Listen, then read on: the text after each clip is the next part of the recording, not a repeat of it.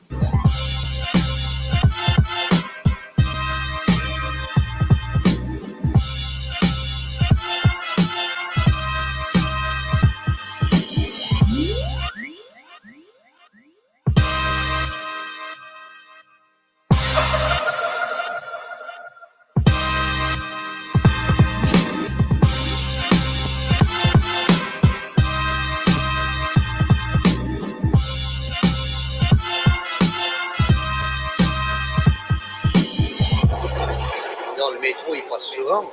C'est souvent qu'on le remarque même pas.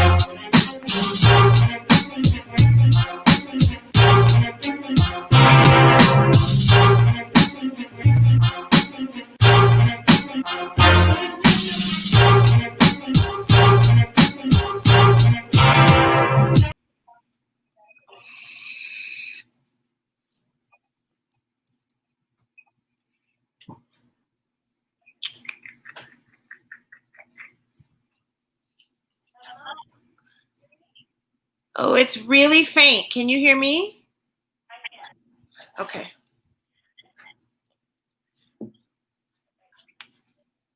Okay. Let me see if I can adjust something. Let me see. Give me 1 second.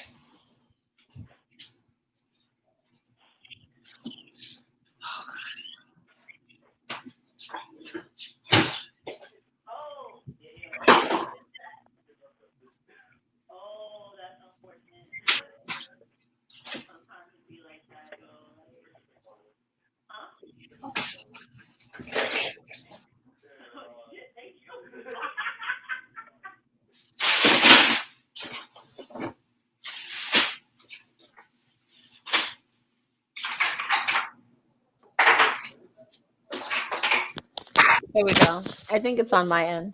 Oh, I hear you. Yeah, so I had my Bluetooth speaker on, and it makes it kind of messes up my the output for the audio. Okay. Hello. Hi. There we go. How are you? I'm well. How are you? It's so exciting and like such an honor to talk to you. Like it's so surreal that I'm talking to you right now. Oh, I'm so glad to be invited. Thank you. So hi everybody in the ClapBack universe, on YouTube, on Facebook, on Instagram Live, on I'm gonna do it on my Instagram Live right now. On Facebook and beyond, I want to welcome you to another edition of ClapBack Queens and Kings. We have the honor we have the honor of talking. Give me 1 second, please. Hold on. I'm talking with just a phenomenal, amazing writer, actress, artivist, like activist, and like just embodiment of art. Miss Dominique Christina is in the house. So we first we're gonna give her a clap for that. And I'm gonna give, because I don't know if y'all can even get what my excitement is about. So I'm gonna just ask Dominique. Is it all right if I call you Dominique? Yeah, of course. I'm gonna ask everybody if you would just tell everybody a little bit about yourself, why I am so giddy to have you in the studio today. I don't know why you're so giddy. What do you want to know? Just like, who are you? Which is, who is Dominique Christina? Like, where you come from? You're just like so magical. Where did you come from? Yeah, I don't know. Some days I'm complicated and too much muchness. I come from really supernatural, impossible people, and they set the bar really, really high. Wow. They did. I just saw people that I come from, people that I borrow bone and blood from, performing miracles all the time. So that was my normal. So I don't have I feel like my whole life has been about being in the presence of extraterrestrial, super-terrestrial folks. So if that's the context in which you're born, then you kind of have no choice but to ascend, in that way. You don't have a choice. There's no other option for you except to rise to the occasion and do what your folks, dreamed for you. So that's certainly true for me. Have you always been a writer? No, not in any real carved out sense. I didn't know that this was who I was going to be until it was my senior year of undergrad, and I whimsically took a creative writing class.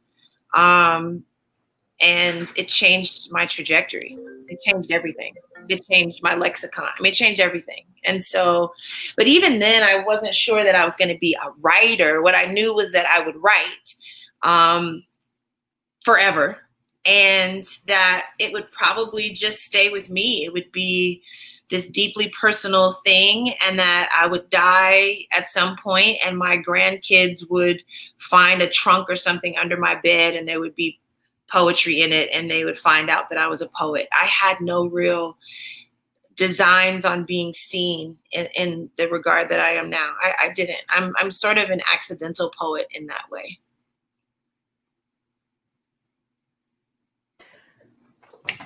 That hits me, because like that's something I'm finding now, is that I'm not a traditionally trained artist or curator. Oh my God, I still have my mask on. That's the most sad reality to me right now, is that I've had that mask on my face like a beard for the last 2 hours, and I didn't even like recognize it until I looked at the screen just now, and I'm like, what is that on my face? That is my mask. That's great. And I found it to be extraordinarily hard. But what you were saying just now is just like, I didn't set out to be this person in the world. I just set out to be this person, period. Like this was just the person I knew I was. Was that, and that was just something that was always with you? Is that like? I think so. I mean, once somebody introduces you to your magic or whatever, how do you turn it off? And I think that plus, it's just a busy day all around. Okay. So you can't turn it off. And to be mediocre or ordinary is painful after that. So yeah, I mean, I was a little girl and knew that there was something different. Yeah. But I still had to cultivate it and give it a name, Yeah. Can I ask, like, do your tattoos play a role in that? Like, are your tattoos related to like how you see your magic or use it? Well, maybe more about. I think it's more of an emphasis. It emphasizes what I already know about myself, and it probably also declares it to the world, right? But it really is a visual representation of how I feel on the inside. I feel like a warrior. I feel fierce. I feel deep, tribal connection. So I'm trying to match my outside with my inside. Does that make sense? Yeah. Yeah. Yeah. And it's weird. I find, like, to me, it's always been weird because, like, I just don't see it reflected outside of myself. So it was like something I had to teach myself, and like I would always do things that kind of were magical things would happen to me in life. And then or I would do magical things and didn't realize I was doing it. And like one day, I think it was like, I was like 27. And somebody was like, I can't date you because you don't have any control over your power. Like you just come into a room and take it over and disturb everything. And you don't even know that you're doing that. And that's the hardest thing. And so like, that was something that that slapped me in the face. And I was like, wow, I don't know what I'm, it was like, I didn't even know what you were talking about. Cause and then once I started to learn, it was like this whole new world, this whole other world that I didn't realize existed on this same level. And that the more I walk in it, feels like these days is getting difficult because of other people's muggleness. Like, because to walk amongst muggles is like, I can't even explain things to you in a way you understand. I don't know how to communicate. Do you find how do you communicate? How do you find that like place where other people can understand what it is you're saying without it being like a frustration for you to have to translate it? Sure. I do. I experience frustration sometimes. I do, but I'm good at language and I'm good at curating it. And I think I do a pretty good job at figuring out how to be understood and how to make sure that the language that I'm using, that the intent behind it, that it lands the correct way with the correct folks. That said, it is challenging. It is complicated. I'm not interested in being ordinary. So I'm not gonna, even in thinking about curating language to be understood, I'm never making any effort to curate language that puts me in that category because I don't belong there. So I'm not doing that. So in that regard, yeah, I'll be misunderstood by a good number of folks, but I will also be heard and I will resonate with a good number of folks. And there are people who don't necessarily understand the language, the lexicon that you're using, but they understand your spirit, the depth of your character, and they understand what it is you're trying to do. If you're trying to move something, they see you trying to move something, and they'll get in beside you and help you, even though they didn't quite understand the thesis statement. So I think that's just the dance, but I'm not interested in doing anything other than ascending. And so I have to make sure that, whatever it is that I'm creating or crafting or curating, it has to be aligned with that mission. If I'm always trying to be on the ascent and I'm trying to take folks with me, then the language has to match that. Right. I'll risk being misunderstood to achieve that. Right. Yeah. You might not understand. And you're speaking so much life to me right now, because there's there's just so much going on in my life and in the world, and the way that all of these things are overlapping is like something that in the past probably would have crushed me without this time to refine my discernment and like just like sit in my spirit for so long and be so comfortable that like it doesn't bother me anymore, but Yeah. it's still like really harsh. And one of the things that I've been working on is this project that's all built around language and like the hijacking of it. Sure. You know, like so it's called the Museum of Dead Words, and it's built around like words in the English language that should die or are dying. And Like, give an example. Do you have an example? so like racism is a word that like is kind of dying, but it's because it's one of these words that's been manipulated. Or woke is another word that's in the like in the museum that that he chose, because like that's a word that like it used to mean one thing and now it means another to other people. If you say you're woke, it's kind of like in some circles you'll be suspect if you say I'm woke, but in other circles you'll be like admired because you're so woke. Like it's a compliment, but in other places it's an accusation, you know. In other places it's like a reason for suspicion. So like it's just the way that language is different thing. Like one thing means different things depending on the context and like who's using it.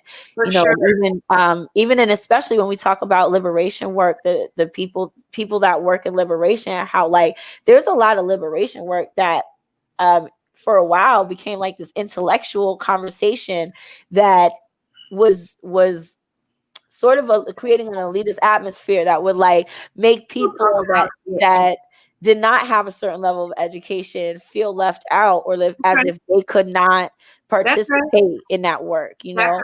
That's right. They couldn't participate in the conversation. Yeah. You know, that's a thing though. That's the thing for me with like I think activism and sort of how it's performed. At least the way that I've experienced it is that there's this thing that happens where academia interrupts the work to say these are the people that we have selected who we are happy to have be, you know, the voice or the face attached to this movement because they're palatable or because they speak the King's English or because they don't scare certain folks. And right, they're not threatening. Yeah, and I reject that. I reject that. And I think, you know, I mean, obviously, like we are part of the conversations that we have in contemporary time is with respect to respectability politics and how flawed a method that is, right? Because everyone needs to be at the table, not just the folks we've deemed safe enough to be there, right? Polite enough to be there, right? Or educated enough to be there. Because if I'm out in the streets and we got to stand toe to toe with cops, I don't care that you read bell hooks. I need to know you can fight. I don't care about that other stuff. And I got master's degrees, and I'm telling you, I don't care about that. Right. Because what does the application of that look like? Right. What does the action behind that look like? Like, what did you take away from all that you read? You know, there's that I think of like this Shirley Chisholm quote that's something like, if they don't give you a seat at the table, just bring a folding chair. You know, because that equity is so important, and it's something that's playing out now, like in the world. And like I said, even personally, like me finding how do I declare my equity and like reclaim that for myself, right? In like the ways that people are trying to justify to me that I should elect to give up my own rights, my own legal rights. I should overlook the violation of my legal and civil rights. I should overlook my own need for safety and my own need to be healthy and secure, or for my own need for safe and affordable housing. I should overlook those things in favor of someone else's feelings, right? Not because of anything that's practical. It's like that's what's painted me a villain in my own life in some respects to some people. And I'm just like I get very confused when I look at the world and that same thing is being applied because it's outside of the accepted barriers, you know what I'm saying? The accepted limits.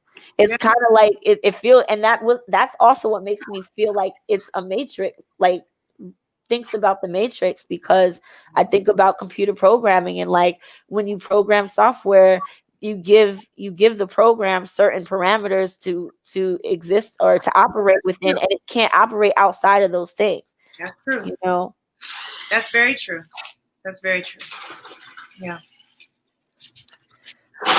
Speaking of operating outside of those things, tattoos are something that are very outside. You mentioned you have master's degrees. I have never had a professor that looked like you. Well, and that's never... tragic. Huh? Don't you feel slighted in some way? Oh yes, so much. And it resonated even deeper when I started sending my kids to school, and I looked around at how many teachers, how like they go to school in Harlem, and while it's a charter school, the teaching staff is 98% Caucasian and maybe 2% people of color. And then on top of that, the retention of these teachers of all races is very, very low. You know, my kids have been in the same school since pre-K, and they're now in the 6th and 7th grade. And there's only one Black teacher in that school that is still there to this day from when they started, and she's the principal. But just because she kept choosing to come back, like she refused to leave. That makes sense. That makes sense. Listen, it's tough. We're still talking about respectability politics. Right. We're talking about what we're still looking at, and we're still sort of reliant upon an old model, an old frame of reference, right? They're supposed to look this way in order to, regarded as expert in their field or knowledgeable at all in their field. Knowledgeable at all. And I just categorically reject that. I think that has harmed us. I also think Black people are really bad at duality. I do. I think we really are bad at it. And I think we harm each other because we're so bad at it. So it's like, once you've gone to grad school and you've got these letters behind your name, you're not supposed to show up in the world the way that I do. Oh, yes. You know what I mean? That's supposed to be erased in favor of something that's more traditional and right. And I want to collapse that, because at the end of the day, and I used to say this all the time, like as preamble to shows when I would perform, because people create ideas and stories about you because there's content that you created and it resonates with them, and now they think that you can't fight. And I'm like, right. Or they think that's all you do. Right. That's all you do. It's really that. And so I'm constantly trying to, I want to be invited, all of who I am to be invited, not just the part that you deal with. I want all of it to be available and to be in the room, because that's the same thing I'm trying to offer to everyone too. Right. When you make that space, when that space is made for you, you can make that space for other people. Right. You know, like do the stuff that I've reconciled or the stuff that I'm most comfortable with, and the rest of that you need to sort of mute so that I can acknowledge your value. That's not even real acknowledgement. That's you being accommodationist and me oppressing you in some way. Right. Me asking you to fit into specific boxes. And we start doing that to folks from the moment that they're born. So it's a long process to also like undo it, or to sort of unstick yourself from that. Because when you are born, you get assigned certain things, and there's a story that gets attached to you right away, right? Probably should play with these things. You probably should, dress like this. And you don't have agency or authorship when you're young. And so you're just participating and performing according to you're going along to get along, and you're like, this is what I'm supposed to do. So this is what I'm supposed to do. And then you get programmed to do what you think you're supposed to do, not what you think to do or what you think you're supposed to do. Those of us who start questioning that template, or those of us who just reject it flat out and we start sort of rebelling against it. I'm supposed to wear a ruffled dress, but I got on overalls with my tattoos out. Okay, now I'm paying attention to who is interrupted by me, just showing up as myself, right? Me not playing the game. I look at the ecosystem, I take inventory. Who is offended? Who is interrupted? who is inspired. But at the end of the day, the stories that are made up about us are always way too small. They're never going to be able to tell all of what we are, all of who we are, all that makes our blood move. And so again, I'm just really interested in getting off this planet with having gotten as much of my crazy done as possible and having not adhered to somebody else's ideas about who I am in the process. Right. That's it. Right. Because that's really where the power lies. Yeah. You know, I've figured out, it's funny because I'm right at this moment, I'm like moving things around for this art installation I've been building. Now my pieces are around miscegenation, right? And so I've just done the absolute most in creating it.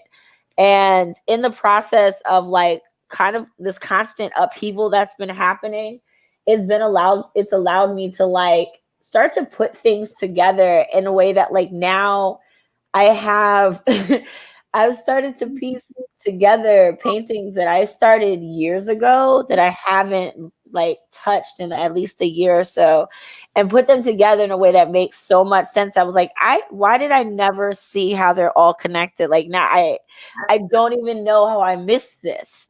That's right. Right. But like, it's because I was probably just focused on too small of a piece of it, or I wasn't even thinking of it as such a large term. I didn't think about how it's all connected, you know, and that's something that keeps coming out in my life too. And just like the deeper I get into my art and I find just any artist I admire as well, it's like this fusion that happens where there's such a I can only describe it as like a catharticism that I walk in, that like there is no separating me from my art anymore. And now when I put my work into the world, it tells my story more clearly and connectedly, but without all of the residual anger that a lot of people used to take away from it. You know, like I would put up pieces, or I would perform a poem.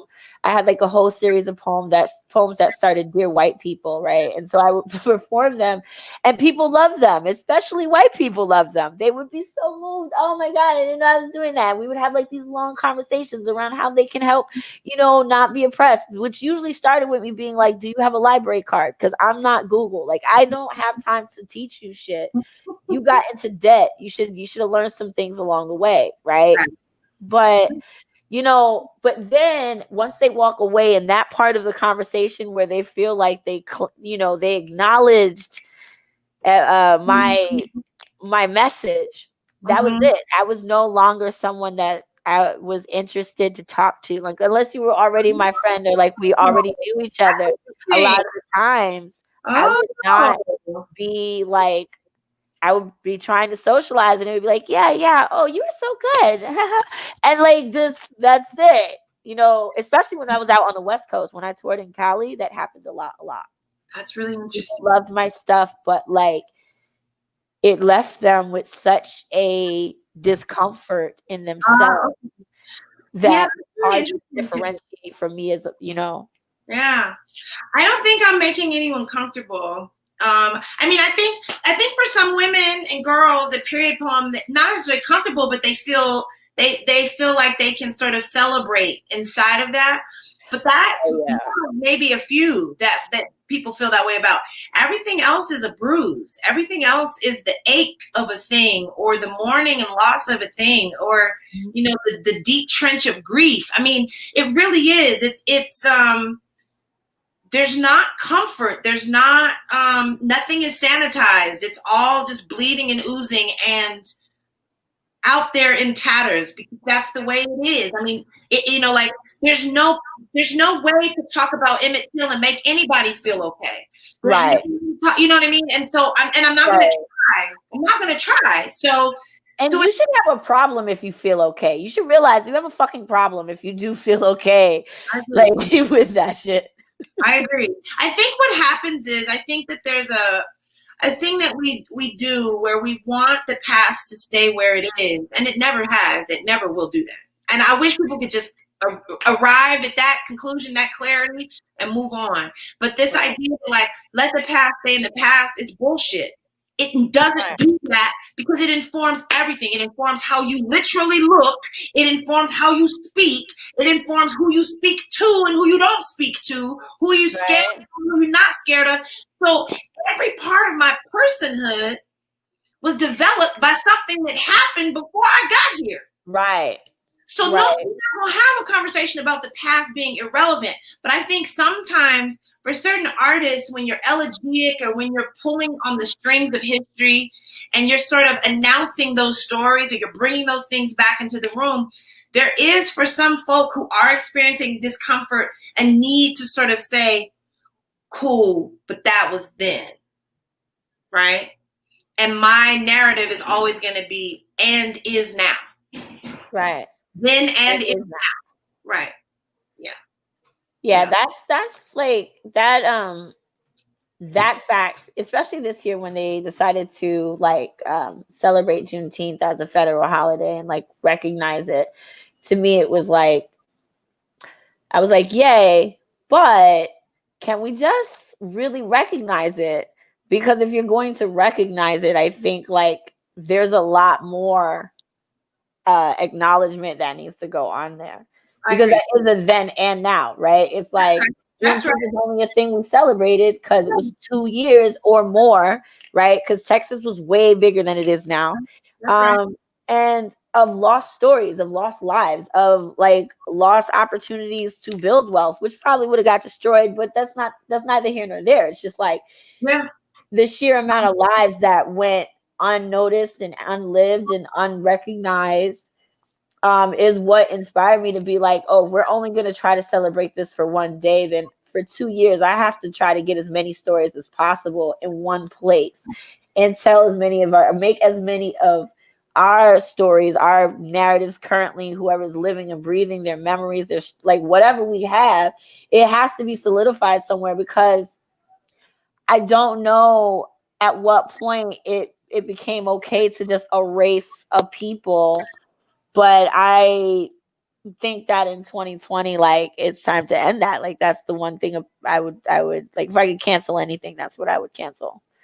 Like the erasure of people. You know, I've worked in historical institutions, museums that don't even count us into the landscape of the area that the museum is about. And I'm like, how? How? Yeah, I think there's always been a willful attempt to have Black folks and Indigenous folks operate without memory. We are supposed to forget, and so I am willful about remembering. It's as simple as that. Because you want me to forget so badly, I'm gonna remember everything. Yeah. That's a motivation for my tattoos. I have 17 now. I don't know. Yeah, I'm building all of these things because I also look at it as a lifelong art project. And one of the things that I'm going to do when I do pass away, which as morbid as it seems, I want to have my skin preserved and framed. Because all of my tattoos tell specific stories. They're about certain things that I never want to forget. Like I have this arm, I call it my commandment arm. But it's just lessons that are quotes that I've read that kind of remind me of the person I want to always be, you know, remind me of like, you know, what am I doing my work for? Why am I, you know, one of the things, and they're all in different languages. So it's something that only I actually know. I actually know what it is. And whoever wants, you know, people who want ask about it, I'll tell you about it. But I'm the only one who can actually read this whole thing properly. How many tattoos do you have? Is that like one big thing? It's uncountable because actually like one piece, like, so it's like, you know, I would get one thing. For me, it's, I don't know. I definitely have some OCD stuff going on, but the canvas, once you put something on there, it changes the canvas and then everything changes, right? And so, you know, I started off with really modest things, you know, and then like the negative space would just be screaming at me. Like, no, there's, I mean, Right. right? Like, so some of it was that. I mean, I started with like, an Adinkra symbol on the inside of my wrist that then needed its family. You know what I mean? Like it was Right. that kind of a thing. So certain pieces were small that then just like got really big. My arms and everything are all just like I just kept adding to the canvas and stuff.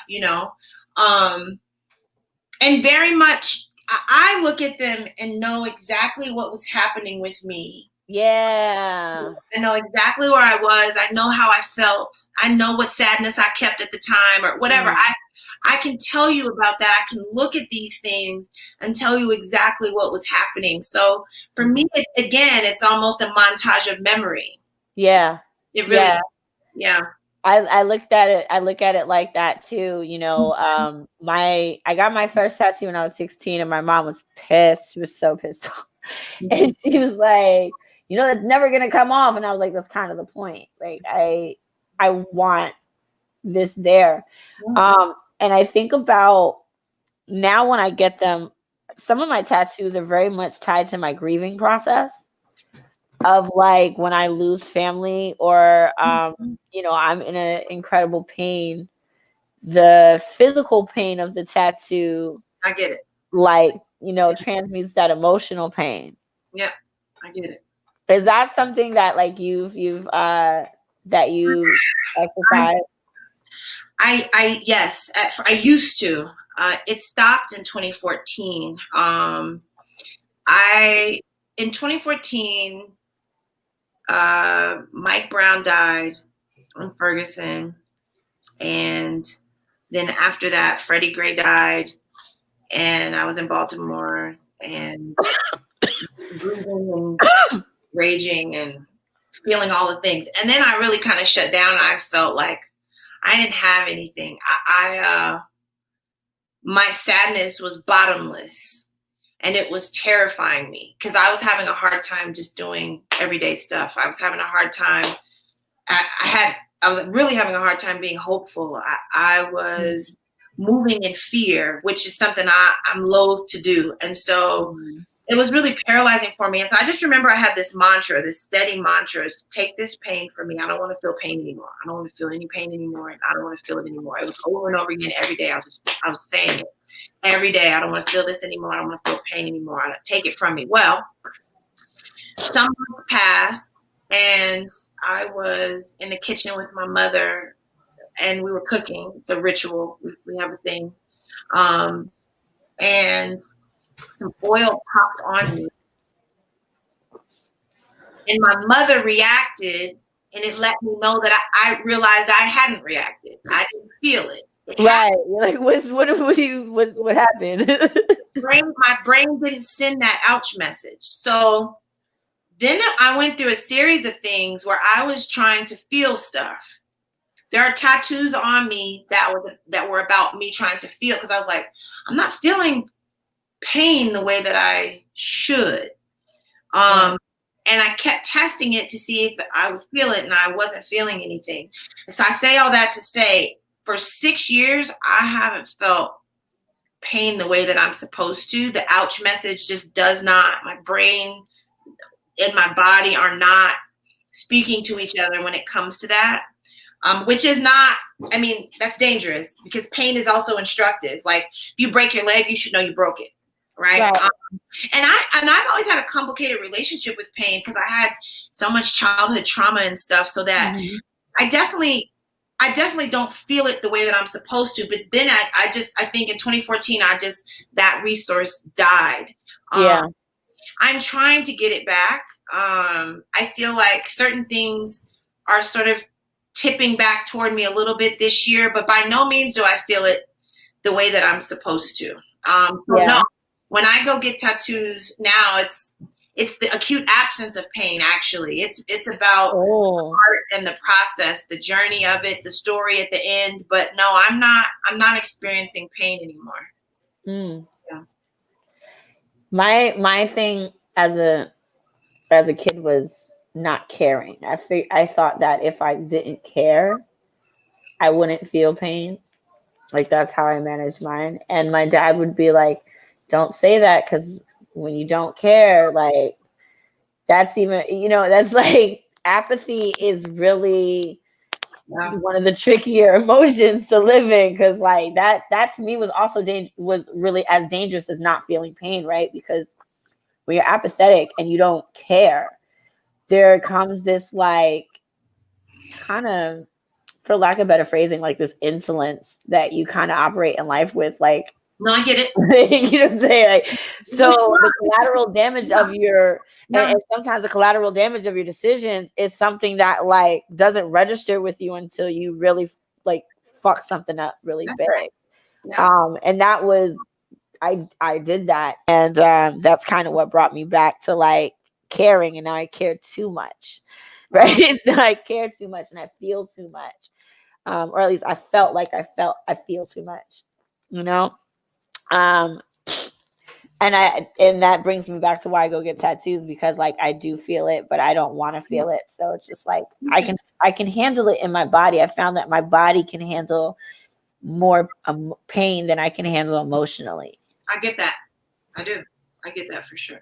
Yeah.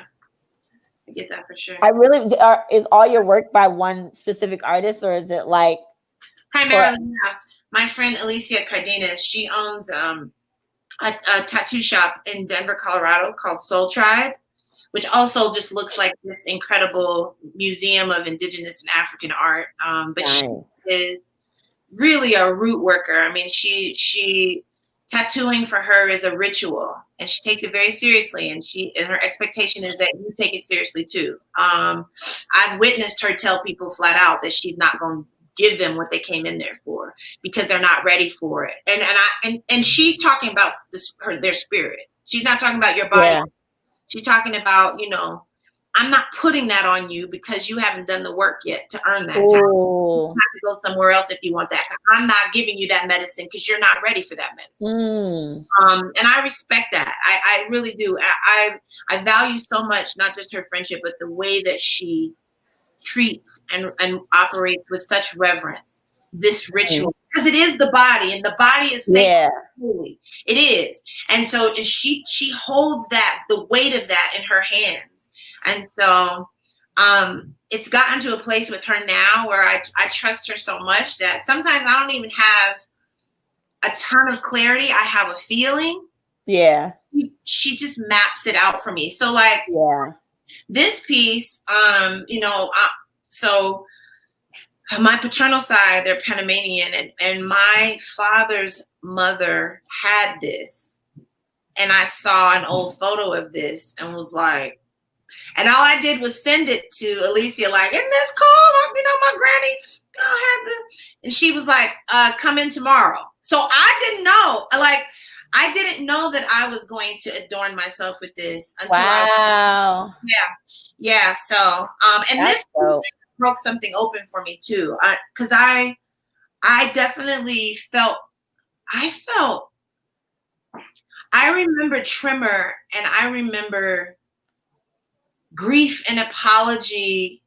I felt at one point I wanted to shriek. At one point I wanted to moan. At one point I wanted to apologize. It was like she was hammering away at my throat and heart chakras, and there was so much stuff happening to me in that experience, you know. And so is this with a gun, or does she do the hand poke? She does do the hand poke, but with me, we're doing the traditional method. Yeah. Okay. Yeah. Wow. Mm-hmm. How long did that take? Because I know this spans like your chest bone and down your arms, I believe, and then like, is the piece that goes down your side connected to that? No, but I have a whole separate thing that covers my stomach and goes onto my hip, and now I have both legs tattooed. So, again, the canvas keeps changing. Yeah. Because even with the skin tattoos, once they started tattooing on my ovaries, I felt stuff. Yeah. I really did.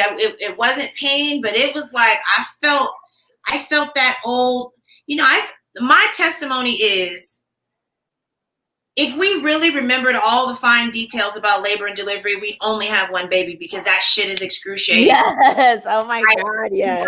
Some part of us, like, we relegating a whole lot of that to to the margins. Ain't nobody remember all of that, right? And so, but I remembered it when I was getting tattooed on my ovaries. I remembered it. I felt all of that stuff again. It all came back. It all came. Yeah. And that, like, that too is like, speaking of magical stuff, like that was definitely like the greatest magic I've ever experienced. Cause I don't know how I felt like in that instant change of like, you're in the worst pain ever. And then the cause of this pain is now in your arms, like looking at you like, but I'm sorry. I love you though. And you're like, okay, it's all good. I'm not hurt. Yeah, like, yeah, man. I mean, labor and delivery is the first leg of the race to earn. We earn our children. We do. Because I felt like I died each time. Like I split open and died each time. And I tell my kids that I died to get you here, homie. Like, I did. And I have poems that talk about that, that we go in as one and we come out as two. Yeah. That math is crazy. And also the thing, oh gosh, I just lost it. No, I got it. The thing is also like, I just came to this place where I'm like very comfortable in my motherhood. And like that dying, like a piece of you has to die, I think. You know what I mean? Like, cause it's not necessarily like in a bad way. It's just in that cycle of destruction and creation, right? Like you have to make space for the new things. You have to like clean shit out so that like, you have to prune, gardening taught me that, pruning my plants so that like they can still grow and flourish, cutting away all the dead things. Like, and it wasn't until I acknowledged all that had died in me and been okay with it to realize like, oh, it's been replaced by all this other stuff. That's right. Right. It's deep and it's heavy. And look, everyone is having their own specific experience of that, right? Like some folks find it to be ethereal and magical and poetic, and there's all this meaning that they derive from it, and all of this clarity and all these epiphanies happen, and they have all this new information about themselves and how they love and their body and what it's capable of. And then there are other women who the beginning and the end is, I got you here. Right. That's it. I got you here. I'm serious. And that the extent of that is like, I gave you my genetic material, and that's all that I'm able to manage. Right. There are those women who show up in the world that way. And interestingly enough, in my life, because I have this really amazing supernatural mother, who only operates from kindness and support and never shamed me, never harmed me, never, right? But I am surrounded by folks. In fact, the bulk of the people in my life that I care the most about have deep mother wounds. That's not testimony, right? And so that's when I had to sort of step back and realize, like, that word mother, the performance of that word, man, like, again, for some folks, it begins and ends with, here goes my genetic material and I successfully got you here. Right. Don't ask me nothing else. And then there are those of us who participate in that ritual for the rest of our lives. No matter what happens. Whether your baby stays on the planet or not. You participate in that ritual for the rest of your life because you made something, it came from you, and that connection, that synergy is forever, and you feel it forever. Yeah. Yeah. I mean, I learned a lot, but I always find it so interesting because there's also the women who get soft. They get softer and more nurturing, more round in motherhood. I didn't. I got more feral. I got more ferocious. I got more. Yeah, like I'm a wolf. I parent a wolf's parent. So, I found myself getting like a little bit of both. Like I'm nurturing with my kids, but I found that like I'm still the ferocious person I've always been. Like I still have that I still have that bear, that jaguar energy. Like, you know what I'm saying? Like, no, you're not fucking with my babies. You know what I'm saying? And like I love my kids and I handle them with care when necessary, Yeah. but I don't let them slip on themselves. You know what I'm saying? We started recently designing our own curriculum, and so like my son wants to be an actor and a model and things, and I'm like, okay, cool. And he's been saying this forever, and I'm like, cool. So how you gonna, I'll always ask him questions. How you gonna get on TV? Do you have a portfolio? Do you have an agent? Well, how you gonna get an agent? You have a manager? You don't have a manager. So how you gonna do these things that you say you want to do? Yeah. Let me see your runway walk. Let me see your poses. And so now he's starting to put together, becoming a teenager. He's starting to like use his brain a little bit more and realize the work that goes into being any type of artist, right? And teaching him his magic or how to use his magic is becoming great. And that thing that allowed me to be proud of myself, not just as a mother, but proud of myself as a woman, because it allowed me to like recognize my life experience. And I didn't get to be a traditional mom. I was married, but like when that fell apart, I still had to be a woman first. As much as I wanted to be just a mom, I couldn't. I had to work. I had to do this. I had to figure out how to keep a roof over my head. I had to make sure, so my kids have always been like in that we've had that non-traditional roles of like, I'm not always there, but I'm always accessible. Right. And supportive in the ways I want to. But what I'm finding out now as they're like becoming young adults is that like that was the best thing for them. That really was the best thing for them, because it was the best thing for me, And I think like one of the things that motherhood opens up in a lot of women is like it sheds that light on. So who are you as a woman though? Like, don't forget about yourself as a person. You know what I mean? Like, yes, you're a mom. You have the responsibility and you got this other part of your life. But if you don't have yourself, how are you going to get them? Well, that's true. That's very true. I mean, I experienced when my oldest was 2, I had the twins. So I had infant twins and a 2-year-old, and my son, the 2-year-old, elected to be a domestic terrorist at 2. Like he's like the holiest, purest thing on earth now. But I'm like, I don't know who the hell that. Yeah, my son did that when my daughter was born. It's like he reverted completely. Oh no, you're frozen.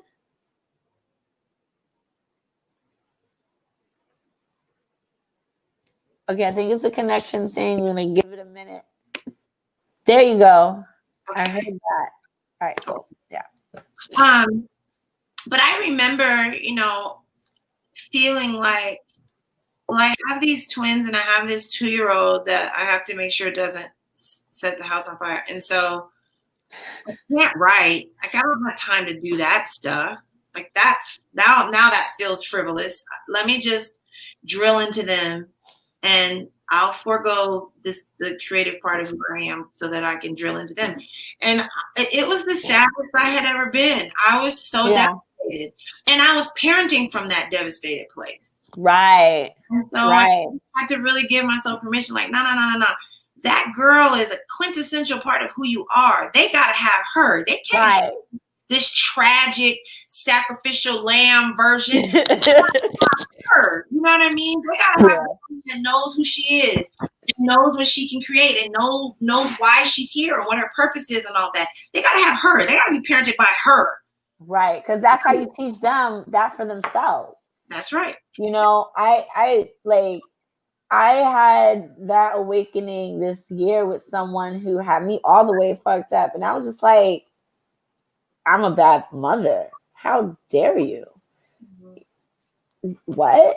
You obviously have never met my children. Like, I am not a bad mother, because I include them in all of my things, right? So if I'm producing a show and I have to build the set, they're in the theater, either helping me do that or doing their homework on the side, and they get home after the show because they get to watch the show and they sleep backstage, and then we get home in a cab or and I mean, the things I see them do and the opportunities I know that I've created for them in doing this, like, come on now. But we have to like trash that idea of what a mother is, because I think that a lot of us, and I know for me, I was I stayed in a marriage that didn't work, right? Not that we didn't get along, that we're not good friends. We co-parent like nobody's business. Like we're really the best of friends, but we didn't belong together. Sure. You know, we served our purpose. Our purpose was to make them, you know what I mean? And let them help us become better people so that we're raising them to be great people. And that's something we had to learn by going through the process of it, of course. But like part of the reason that I know I fought so hard to stay in that familial structure, right? To say that, to not embrace letting it have an extended family and understand how to create our own version of family. How do we evolve our version of what family is? You know what I mean? And that fed on the roots of his family, where like at Christmas time, the holidays or whatever, when the family comes together, it doesn't matter if you married, divorced, separated, y'all was killing each other last year. Like if you had kids together, you still invited. You know what I mean? If you created the extension of this bloodline, you're still included in all of the celebrations and the grief and the everything, because that's what family is. You know what I'm saying? Family is like who you're choosing to hold on to sometimes. And so that allowed me to like, okay. And I see that like that's really the best thing for people. Like people, I think sometimes we choose, especially with women, we choose to stay in relationships and partnerships that are not serving us, that are inequitable, that are abusive or harmful, because we latch on to this idea of what, again, it goes back to what we think we're supposed to do. I thought I was supposed to stay with him because we had kids together. It's like, no, you can go live your life and still be a mom. You can still be a mom without being his wife. Yeah. You know what I mean? We don't differentiate that. You know, there's a lot of baby mama dramas and shit like that, because I think like people don't differentiate between the relationship between two consenting adults and the responsibility those adults brought into the world. You know, me being a parent has nothing to do with me being your girl. Yeah, it's true. You know? Yeah, so my relationships evolve because I'm evolving, and so some folks can't stay. And I also just think, you know, I'm conscious of the fact that, you know, who I was 10 years ago, there were things about me, wounds, deep wounds that I didn't have a handle on yet. They were still seething and, you know, creating bruises for me. And so because that was who I was, I was picking from a wound. Like that's how it goes. It's like when I was in that wounded, bruised place, then I was picking from that wounded and bruised place. So my relationships at the time were a reflection of how bruised I was. My relationships today are a reflection of the work I've done. So that it had to evolve, it had to change, it had to grow, it had to move. Yeah. Yeah. Yep. That's like a necessary thing. Oh my goodness. So how many kids do you have? 4. 4. That's beautiful. Do you want to have more? I would have a whole bunch more. But I don't want to go through labor and delivery. So yeah, but I do. I mean, I've always wanted to have a lot of children, you know, and my partner, you know, has a deep interest in that, and he has a deep interest also in adopting. And so, you know, yeah, I just want to keep growing, you know. Yeah, it's beautiful. Like I used to want to be like Josephine Baker and just you know, adopt. She had like 13 kids or something. It's like, I'm gonna marry a prince and live in a castle and I'm gonna have a rainbow coalition of children. It didn't work like that, but I might still make that happen. Who knows? So there's a castle somewhere. I don't know what your time is like, but I just want to, like, because I know we've been talking for about an hour. I don't know if you have more to spare or not. We can go for a little bit longer if you want. Okay, cool.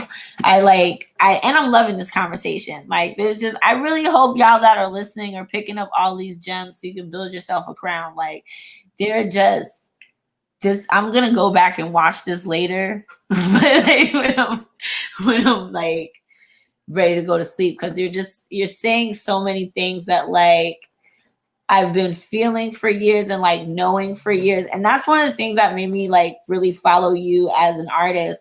Hey, what's up, Lou? It's one of the things that made you like that made you really incredible to me as an artist, is like this audacious vulnerability.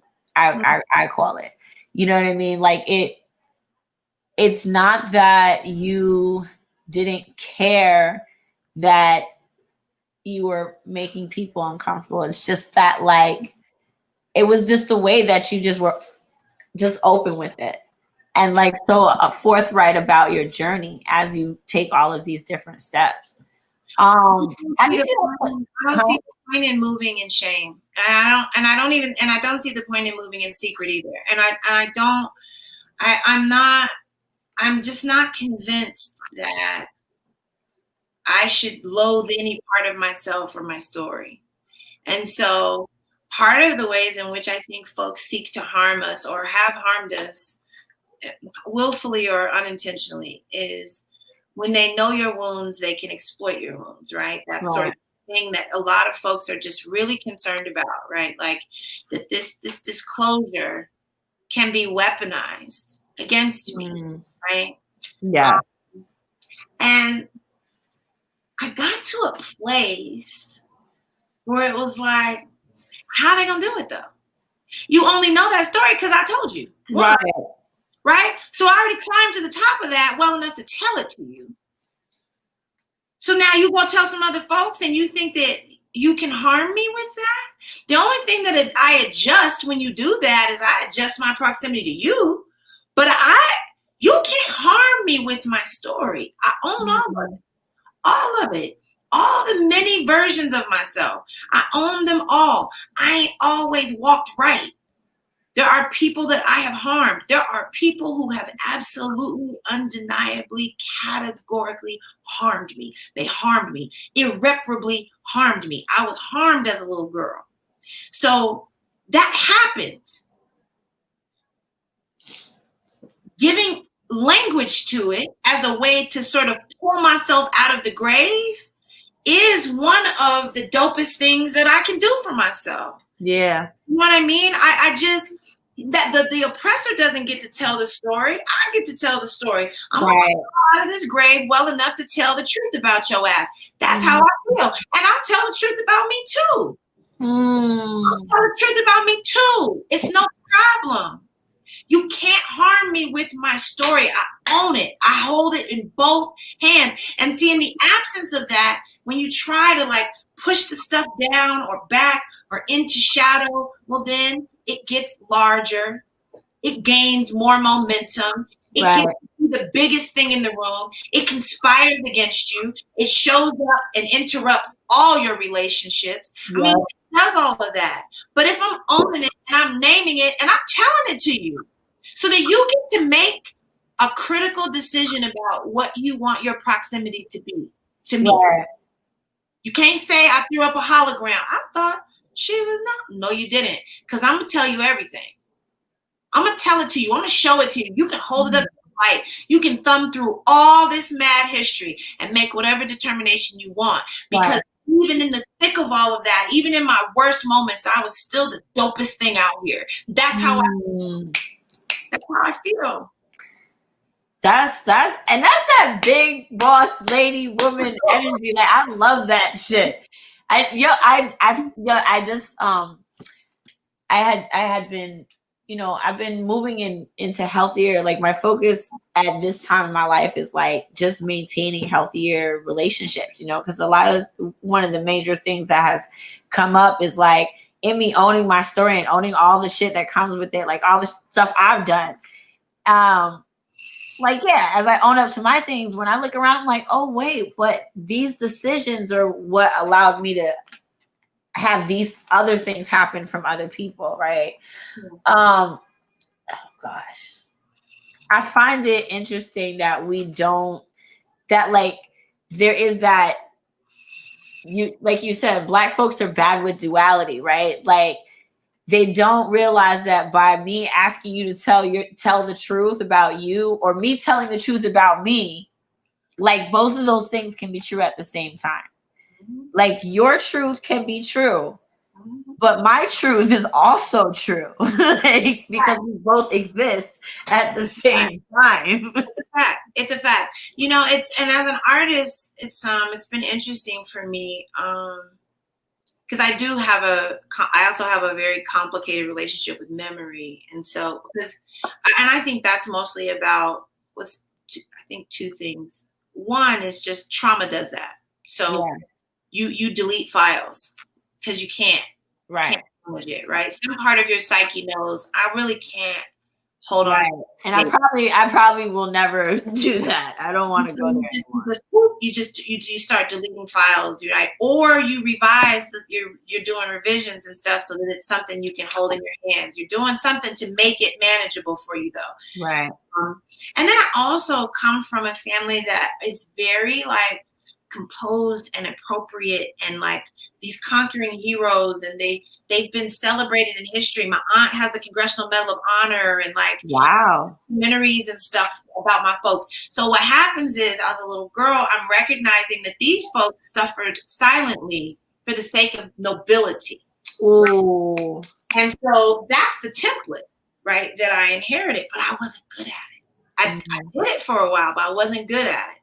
And so part of what the art does is it allows me to bleed out loud. I'm not going to hemorrhage so that your dinner party can still be nice. No, I'm going to bleed all over all this shit. Right. Because I'm out here bleeding in front of you. I mean, I'm getting all over you. So right. I need you to recognize this right now. Right. Talk about it. So it's a really interesting thing, but I remember, like, with respect to memory, because I have this conversation a lot with my sister. We toured together one year. Her name is Rachel McKibbins. There was an event that I wrote about as a little girl, and fundamentally the event was, my community was insular and familial, and all the Black folks knew each other, and they took great pride in their homes. It was middle class, blah, blah, blah. And then there was this interruption. The neighbor next to my grandparents rented their house out, and they rented it out to a young couple, and it was very clear to all of us that the woman was being abused, that the kids were being abused, and that the daddy was doing all of it, and that he was a drunk. He started drinking as soon as the liquor stores opened. He drank all day, and he would beat their asses, and then he would start over again. Okay, now we all see that. We know it's happening. I know Leo is the monster in the story. And his two kids came to my house one day on an early Saturday morning, knocked on the door, and they had a puppy with them. And this was important because they said their dad gave them this puppy, and I had never seen that man do anything kind for anyone. So I come outside, I'm playing with them and the puppy, and before you know it, all the neighborhood kids are on my front lawn. We're all playing with this puppy. I look up at one point, and I see Leo, the daddy, coming down the sidewalk towards us, and he was stumbling, and he was drunk already. And I knew he was going to do something terrible, right? And I had an opportunity to warn my friends, to say, here come, Leo coming, but I didn't. And I still am interrogating, why didn't I give them that warning shot? But I was like, I'm going to let them find out on their own. As he got closer, my friends noticed him coming. He reached down and grabbed the puppy. As he's reaching down, he said, what did I tell you about bringing this goddamn dog outside? So they start crying. He's swatting at the kids, telling them to get in the house. He picks the puppy up by the scruff of the neck, and he launches it, throws it across the street, and its skull breaks open on the curb. We're all standing there, and my testimony is, we all started wailing. Me and all my friends, we were just devastated. We were crying and screaming and gnashing our teeth. My grandfather heard that. He came out with a shotgun. That's my memory. Well, I wrote a poem about that. And my mother heard that poem, and she said, that's not what happened. Your friends were crying. You were not crying. you didn't do anything. You were just standing there staring at the blood, and we couldn't get you to move away.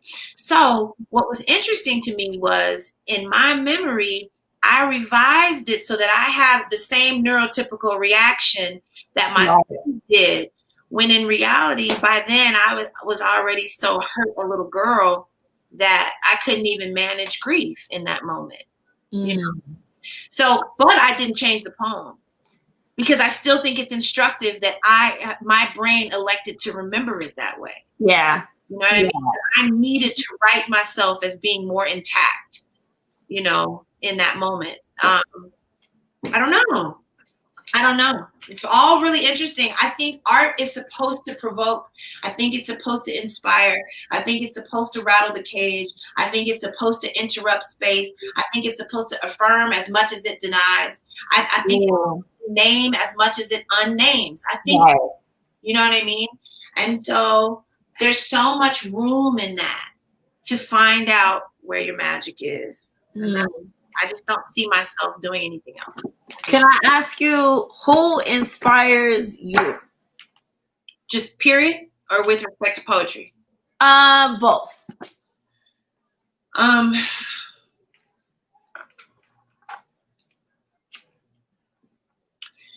inspired by folks who did what I think I did. I'm inspired by folks who crawled out of a grave or two, who were unkillable. You know, like, they could have died, they should have died, but they didn't die. Something in them resisted that outcome. And in that resistance, they became supernatural. And so there are folks that I have direct proximity to, who have done that work, who have levitated above that which tried to kill them. And that inspires me. And those are everyday, ordinary people who are performing miracles, right? I'm inspired by a woman named Phoolan Devi in India, who was gang raped and who rose up and who led a coalition of women against their rapists, and became the most wanted woman in India because she became so ferocious. I'm inspired by my mother, for how her ability to remain human despite everything that she's seen in her life, and people who have taken advantage of how kind she is.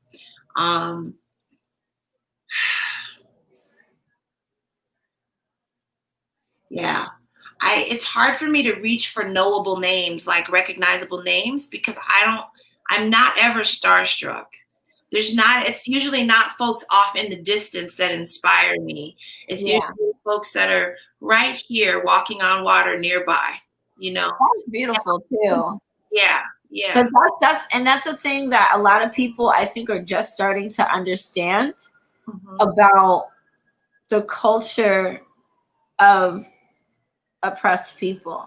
Is that we've only ever had each other.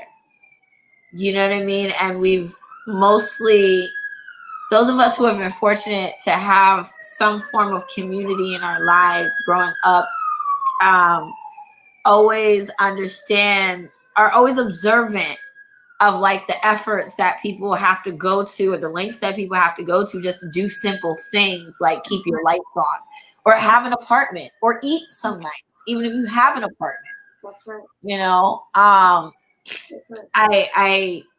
I think that's an important thing That's what I'm saying. That's why I mean, not to offend Christians, but that's why I'm like, I don't need to reach for Jesus as a template of a miracle worker. Mothers, Black women are always multiplying fish and loaves. What are you talking about? They're always doing that. They're always figuring out a way to feed people. They're always figuring out a way to you know, again, it's that okay, I don't have the money for a prom dress, but these curtains can become a prom dress. Right. We do that. We do that work. That's alchemy. That's that good jazz. That's that good poetry that we just organically have. But we know that. We know we have that because in the absence of that, we are not on the planet. At least not the diaspora. The diaspora ain't on the planet because that transatlantic boat ride would have killed you. If you didn't have the ability to reach for something beyond yourself, you died in that boat. Right. So you are the evidence of some supernatural, impossible person in the dark who survived the unsurvivable, period. There's no opportunity for somebody, there shouldn't be anyway, an opportunity for anybody to suggest to any one of us that we are flawed or frail in some way. Ain't no way that's true because I know I came from somebody who was impossible. That's the only evidence of my existence is that I come from somebody impossible. They could have died. They didn't. More than 6 million did. So right. How many survived? Right. So for me, it's like, I don't know how to do anything other than operate in the acknowledgement of and in the emphasis of all that good poetry I come from, all that alchemy, all that supernatural shit that I'm borrowing blood from somebody who was so seismic. They laid in the dark for 30 days in their own excrement and everybody else's excrement, in vomit, in mincemeat, in sweat. They stayed. They got off that boat, got branded. They stayed. They got thrown onto a plantation. They stayed. How could I not be anything other than amazing? Right. How? I want to ask you before, I want to ask you because you mentioned impossible, right? The impossibility, and Black women are notoriously impossible, right? We are notoriously impossible. But, again, Stan that I am, I've been following your partnership, your love that just seems to give you such balance and peace and fusion right now. You know what I mean? And I want to know, how did y'all find that balance, or how did you find that balance with your partner? That really is, my relationship really is sort of the definition of alchemy. It's also ancestral as fuck. I mean it. I talk about it with him all the time. We talk about it with each other, but his lineage calls to me, and mine to him. So my folks that are not here anymore recognize him. They did right away. And his lineage recognizes me. And so there was already this space, it was immediate, this familial space we were occupying with each other. We didn't even understand why that was happening, but it was there and it was big in the room, right? I know I was a week into knowing him and I was saying I'm going to family you forever. I already knew. I'm going to family you forever. I don't know what that's going to look like, but I'm going to family you forever. And what do I think? I think he is, in so many respects, he's the completion of a puzzle. I got this reading once. This Afro-Brazilian woman came up to me randomly. I was not seeking a reading or, you know what I'm saying? I was just chilling. I was just chilling in the market. Yeah. And she came up and she said, okay, so. She said, the first bull made you. The second bull unmade you. The third bull saves you. Well, I don't know what the hell that meant. My father is a Taurus. My stepfather, which I only found out this year, who was the primary source of abuse that I suffered as a kid, he was a Taurus. And Devin is a Taurus. Devin is just a Taurus. He's born at the exact date and time as my daddy. Wow. Right. His twin brother is named Dominique. Wow. So I started to understand, right? Because I don't think that, I don't have to think about it. I've never been partnered with anyone who is so absolutely content to watch me grow and evolve and change. It doesn't rattle him. He's not destabilized by all these different iterations. He just revels in it all. He encourages me to get bigger, to get bolder, to get badder if that's what I want to do. Whatever it is, right? Whatever it is, wherever my magic is calling me, he's like, do that, right? I've never really had a partner that was all the way okay with that because I am big in a room. I do take stuff.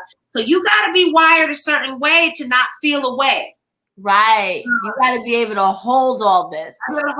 I've been saying this a long time, but I've been referencing it more out loud, is that art is the only place that's ever been big enough, safe enough, and strong enough to hold all of me. Yeah. You know, it didn't leave me when I did something unexpected, or I cried too much, or I didn't cry at all, or you know what I'm saying? It didn't tell me, go ahead and kill yourself when I told them that I was going to kill myself. Right. Really? Go ahead? That's right. You know what I'm saying? Like, that's right. And it's my longest love, and it always will be. Yeah. You know what I mean? That was something that I was always at odds with, not just like with myself, but and in my relationships, because both of my parents are musicians.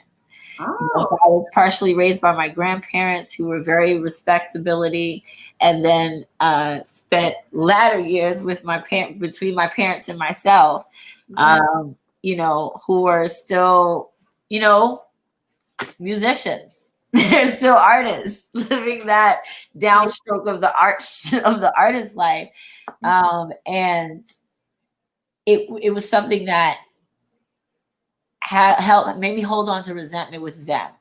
Right. And like, I actively tried to not let there be resentment with my kids, because it was like, now I'm making the same choice my parents made. Like, I'm choosing myself. I have to choose this, because this is what saves me. This is what lets me live. You know what I mean? But I realized that until I had finally gotten partners that like started having partners, or at least like as temporary as they might have been, they were very real. Where it's just like, sure, oh, you're dope. You know what I mean? And I was like, oh, I'm dope. Oh yeah, I'm dope. Right. And that one thing leads to another. It's like, oh, you want to play me? You can go ahead. I'll be right here doing what I do. I don't need you. It matters very much. And creatives are a special kind of crazy. And really are. And see, Devin is a creative, so I don't have to explain none of that shit to him. He's own manic process about shit. And so I'll sit there and watch him spin out and be like, okay. And then he spin out like, okay. So, you know, it's that. But what I know and understand and recognize is he is his best self when he is operating in the service of those gifts. Yeah. And he understands I'm my best self when I'm operating in the service of those gifts. So I'm here to help him amplify them, and he's helping me amplify mine. And I feel what I will say is that I've never felt as safe in my whole life. Intellectually, philosophically, or physically safe in my whole life. Oh. That matters very much to me. So yeah. He is that. I feel that. Yeah. I feel that. Yeah. And I have nothing left. Like, I'm so full off of this. You don't even understand the feeling I have inside. Like, I just feel that so much. I thank you so much for this.